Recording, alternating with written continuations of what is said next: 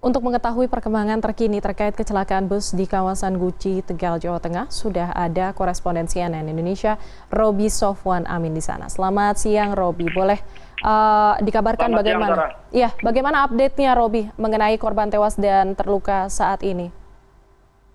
Ya, perkembangan terbaru tentunya dari lokasi kejadian di kawasan wisata Guci, Kabupaten Tegal, Jawa Tengah.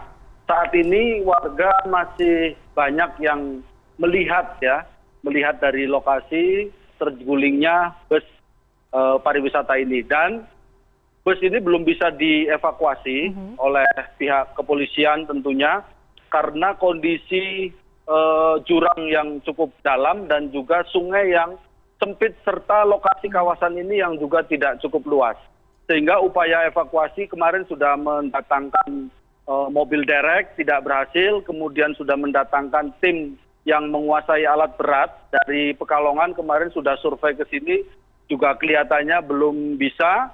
Terus hari ini pagi tadi menjelang siang ada tim kontraktor dari wilayah Purwokerto, saya juga bertemu, kemudian masih melakukan survei untuk melihat apakah di lokasi ini bisa digunakan alat berat untuk mengevakuasi bus yang ada di dalam. Tetapi sekali lagi sampai dengan saat ini masih belum terlihat solusi untuk mengevakuasi bus yang ada di dalam jurang.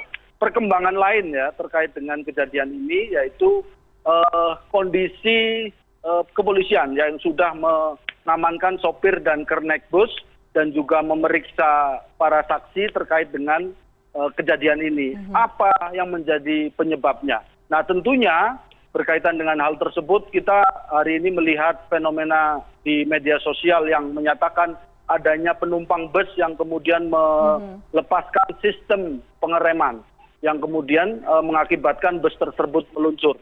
Sekali lagi, saya tadi pagi langsung sudah mengkonfirmasi kepada pihak kepolisian terkait dengan kondisi itu. Kapolres menyatakan bahwa itu tidak benar. Saat ini terkait dengan penyebab masih dilakukan proses untuk menggali baik dari saksi, dari keterangan, dari saksi ahli.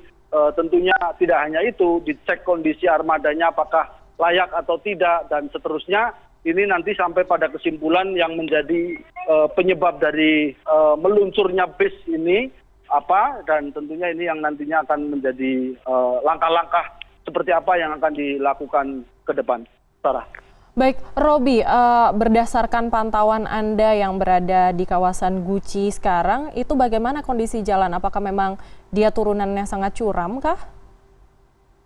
Ya, kalau melihat itu, kondisi di kawasan objek wisata Guci di Kabupaten Tegal ini berada di lereng sebelah utara Gunung Slamet Lereng sebelah utara Gunung Slamet, kemudian dari kondisi itu, kondisi medan di tempat ini cukup naik turun.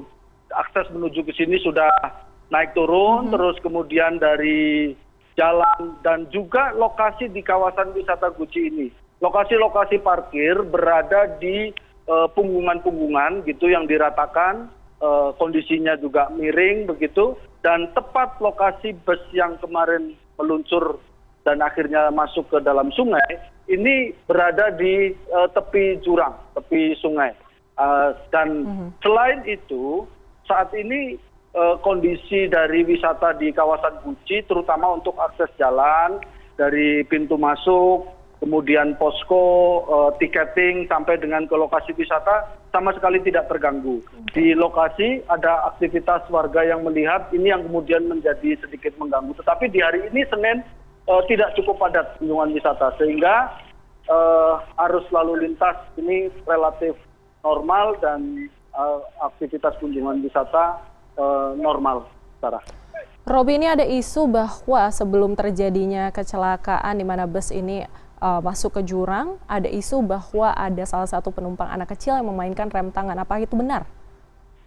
Nah, itu yang kemudian hari ini saya coba langsung konfirmasi terkait dengan peredaran informasi penumpang bus anak kecil yang kemudian bermain di ruang kemudi yang mengakibatkan sistem handrem ini kemudian terlepas. Saya langsung mengkonfirmasi kepada pihak kepolisian mengkonfirmasi hal tersebut dan pihak kepolisian dalam hari ini Kapolres Tegal menegaskan bahwa itu tidak benar dan terkait dengan penyebabnya saat ini pihak kepolisian masih terus melakukan pemeriksaan baik terhadap sopir, kernet, kemudian penumpang dan tentunya memeriksa bus yang saat ini masih berada di jurang lokasi tempat kejadian. Sarah. Robi, lalu apakah status dari supir saat ini dari pihak kepolisian? Ya, tentunya masih kemarin terakhir saya berkomunikasi dengan pihak Kapolres menyatakan bahwa saat ini sopir dan kernet masih diamankan ya, amankan di Polres Tegal dan tentunya sebelum nantinya akan dilakukan penetapan status apakah ditetapkan tersangka atau dan seterusnya, tentunya ini harus melalui dari fakta-fakta yang ada di lapangan. Dari mulai kondisi armadanya, dari mulai karena masih banyak beredar ya Sarah. Misalnya kalau kemudian ini memang betul kelalaian dari sopir ataupun kernet, maka patut dimungkinkan keduanya bisa saja untuk bertanggung jawab menjadi tersangka akibat kejadian ini. Tetapi kemudian kalau yang saat ini dibantah oleh pihak kepolisian tentunya ini masih bergulir ya, adanya penumpang atau anak kecil yang kemudian berada di ruang kemudi, kemudian sampai melepaskan sistem pengereman, ya tentunya ini juga harus digali aspek-aspek hukumnya dan seterusnya seperti apa, apakah anak tersebut yang masih di bawah umur yang mungkin tidak tahu dan seterusnya itu patut bisa dimintai pertanggungjawabkan secara hukum. Nah tentunya ini masih bergulir. Atau kemudian dari pihak armada busnya, kan? Ini saya melihat dari Kementerian Perhubungan juga dari pihak asuransi ini di lokasi saat ini sudah terlihat. Tentunya ini juga akan dikaji bagaimana SOP yang dijalankan dalam operasional bus. Bagaimana SOP dalam pemeliharaan armada bus?